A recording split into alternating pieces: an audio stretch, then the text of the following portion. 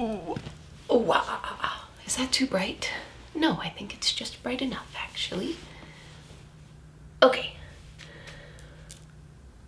So what Nathan Apollo does with Icebreaker is actually very impressive, I think anyway, because his use of call to action with this kind of solid plan, or as solid of a plan as you can get in a song anyway. He takes what's happening in America right now and decides this sort of call to action for the rest of America to kind of look at. He says, look at this. This is who we are. We are protesters. I think specifically of the moments in Minneapolis. And I'm sure Nathan Apollo was thinking the same thing, because a major part of his lyrics are the screams and shouts that come from Minneapolis streets.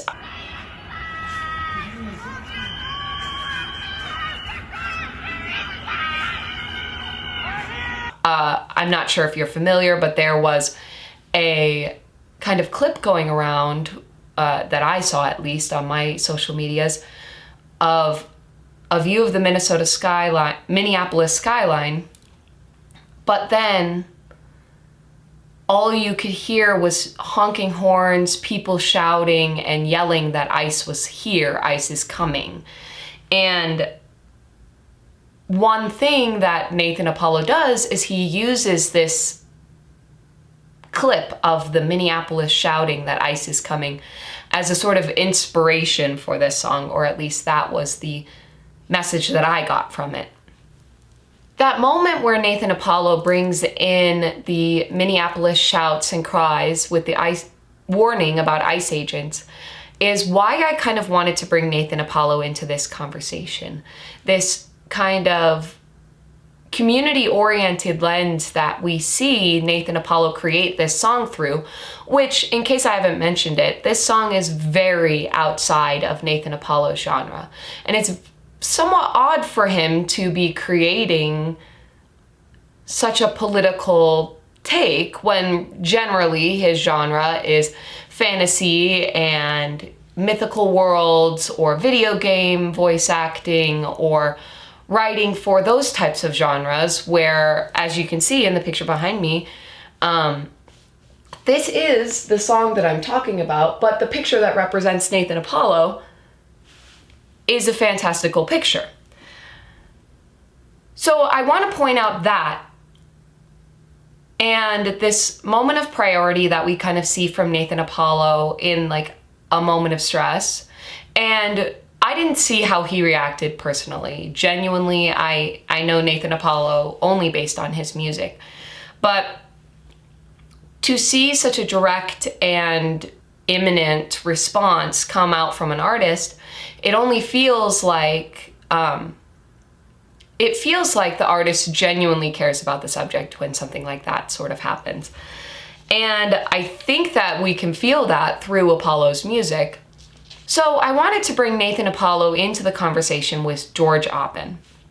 George Oppen is a poet who we can see talk about different things, but I think it's fair to say that the politics of the day really kind of crept into the subtext of George Oppen's poetry.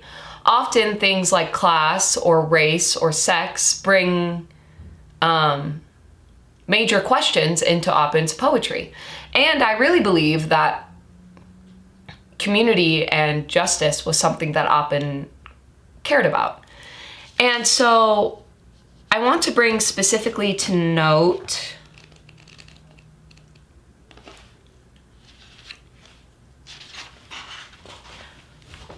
Oppen's poem Eclogue.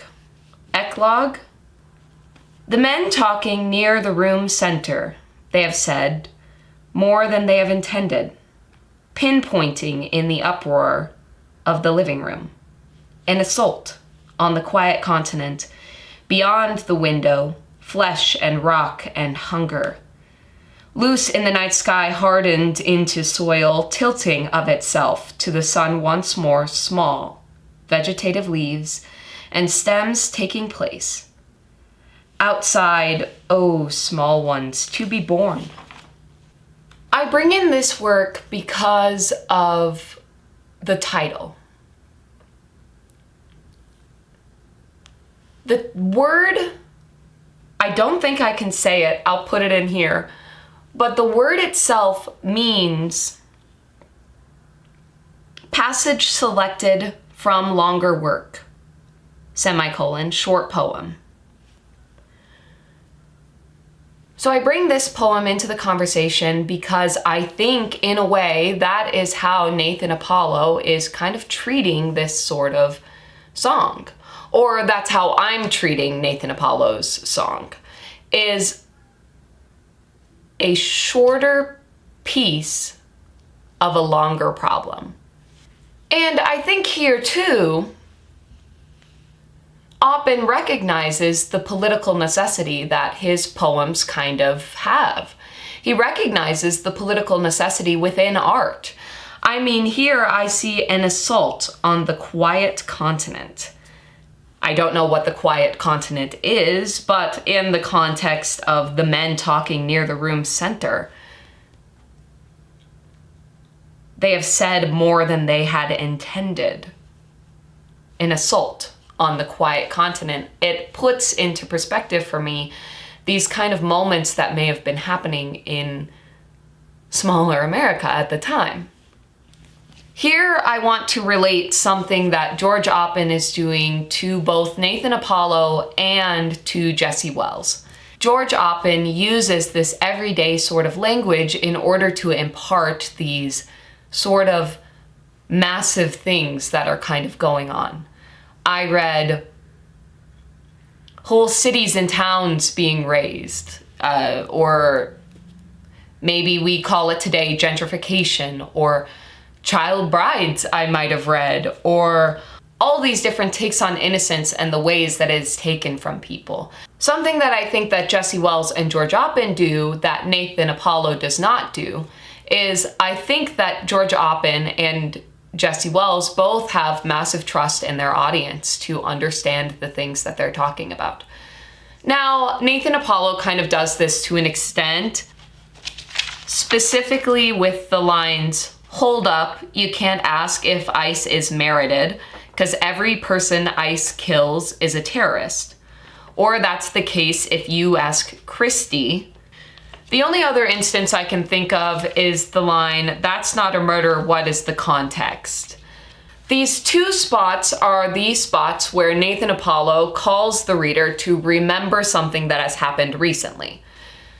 That's not a murder, what is the context? Specifically is referring to Renee Good and the shooting that happened in Minneapolis.